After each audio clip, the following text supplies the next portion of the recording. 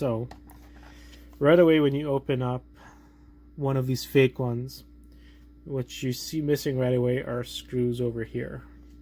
That's a dead giveaway. There should be 2 screws holding this plate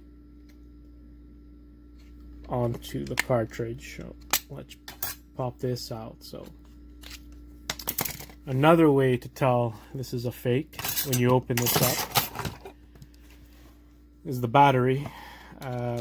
This is not the way the battery would be in any of these games.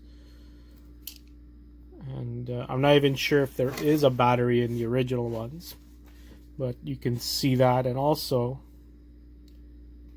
look at this here. Look how dirty and gunky it is when this was made. This was not made very well.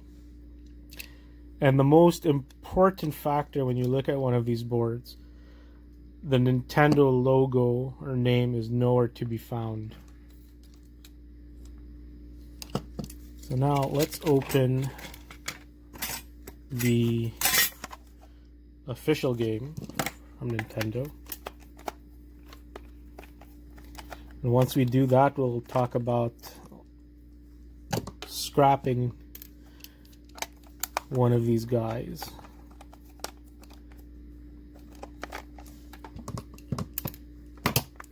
When you open it up, like I told you,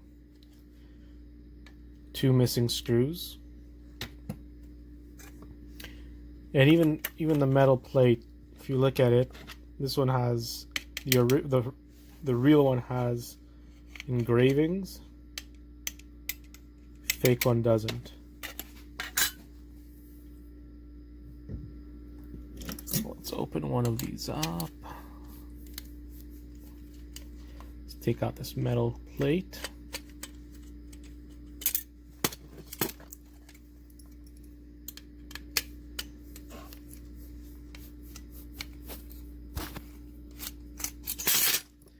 Alright, so let's look at how different these look. So, like you can see off the bat, there's the Nintendo logo, the Nintendo part number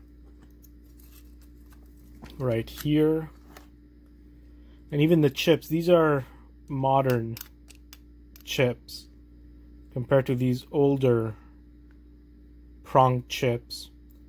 All the old games, if you look at my Nintendo scrapping video or the Sega Genesis scrapping video,